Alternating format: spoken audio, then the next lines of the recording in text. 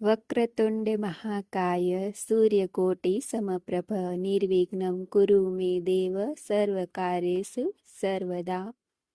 ઓમ ગણપતે નમઃ. જય શ્રી કૃષ્ણ. આજે આપણે ભાદરવા સુદ ચોથના દિવસે ગણેશ ચોથની કથા વ્રતની વિધિ કહીશું. જો વિડીયો તમને પસંદ આવે તો ચેનલને સબસ્ક્રાઈબ કરવાનું ભૂલતા નહીં, જેથી આગળના વિડીયો તમને મળી રહે. ગણેશ ચોથ વ્રતની વિધિ. આ વ્રત ભાદરવા સુદ ચોથના દિવસે કરવામાં આવે છે.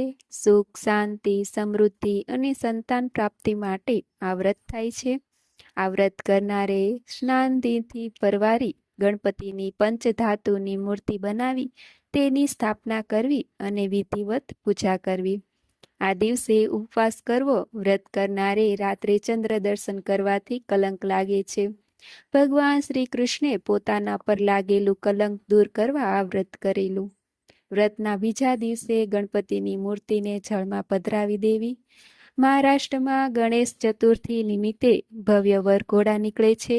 ગણપતિની મૂર્તિને પાલખીમાં બેસાડી નદીએ લઈ જાય છે અને જળમાં પધરાવે છે. કથા.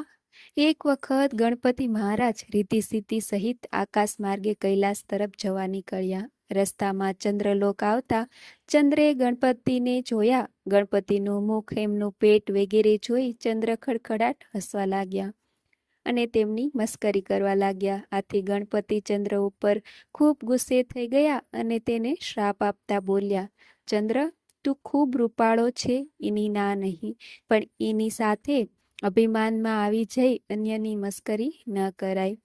આજે તે મારી મસ્કરી કરી મને ઉશ્કેર્યો છે, માટે જાઉં તને શ્રાપ આપું છું કે આજે એટલે કે ભાદરવા સુદ ચોથના દિવસે કોઈ તારી સામું પણ નહીં જુએ અને કદાચ જો કોઈ ભૂલે ચૂકે જોશે તો એના પર અણધારી આફત ઉતરી આવશે.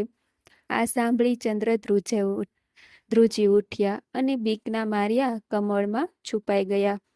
ચારેકોર અંધકાર છવાઈ ગયો અને હાહાકાર મચી ગયો. સ્વર્ગલોકના દેવો આ જોઈ તુરંત બ્રહ્માજી પાસે ગયા અને ચંદ્રના શ્રાપનું નિવારણ પૂછવા લાગ્યા.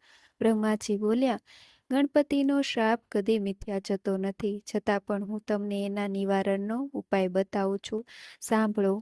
થોડા દિવસ પછી ભાદરવો મહિનો આવશે. એ મહિનામાં શુદ્ધ એકમથી લઈ ચોથ સુધીમાં ચંદ્રએ વ્રત કરવાનું. એ વખતે ગણપતિની કોઈ પણ ધાતુની અથવા તો પંચધાતુની મૂર્તિ બનાવી તેમની સ્થાપના કરવાની અને પછી વિધિવત તેમની પૂજા કરવાની. નૈવેદ્યમાં લાડુ ધરાવો. સાંજે ગણપતિની મૂર્તિને વાજતે ગાજતે નદી કાંઠે લઈ જઈ પાણીમાં પધરાવો. આ દિવસે બ્રાહ્મણોને જમાડી યથા યોગ્ય દાન દક્ષિણા આપવામાં આવે છે, તો ગણપતિ જરૂર રીઝે અને ચંદ્રને શ્રાપમાંથી મુક્તિ મળે. ચંદ્રે ભાદરવો મહિનો બેસતા જ ગણપતિની સ્થાપના કરી ગણેશ ચોથનું વ્રત કરવા માંડ્યું. વિધિપૂર્વક પૂજા કરી ચંદ્રે ગણપતિને પ્રાર્થના કરી કે હે ગજાનન સ્વામી, મારાથી ભૂલમાં જે કાંઈ બોલાઈ ગયું હોય તે કૃપા કરી ભૂલી જાઓ અને ક્ષમા કરો. હવેથી આવી ભૂલ નહીં થાય. તમે દયાળુ છો, કૃપા કરીને મને શ્રાપમાંથી મુક્ત કરો. ગણપતિ ચંદ્રની ભક્તિ જોઈ ખુશ થયા અને તેને દર્શન આપતા બોલ્યા, ચંદ્ર, તું સંપૂર્ણ રીતે શ્રાપ મુક્ત તો નહીં થઈ શકે, તેમ છતાં તારા વ્રતથી ખુશ થઈને હું શ્રાપનો થોડો હળવો બનાવું છું. જો કોઈ પણ વ્યક્તિ ભાદરવા સુદ બીજના ચંદ્રના દર્શન કરી પછી ચોથના દર્શન કરશે તો તેને કોઈ પણ જાતનું સંકટ નહીં પડે. આટલું હું તને માફ કરી દઉં છું. બાકી તો ભાદરવા સુદ ચોથના દિવસે જો કોઈ તારા દર્શન કરશે તો તેને કલંક લાગ્યા વગર નહીં રહે.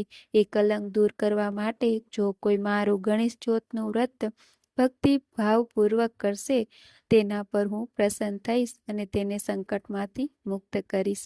હે ગણપતિ દાદા, જેવા તમે ચંદ્રને ફળ્યા તેવા તમારું આ વ્રત કરનાર, કથા સાંભળનાર, કહેનાર સૌ કોઈને ફળજો અને સુખ, શાંતિ અને સમૃદ્ધિ આપજો.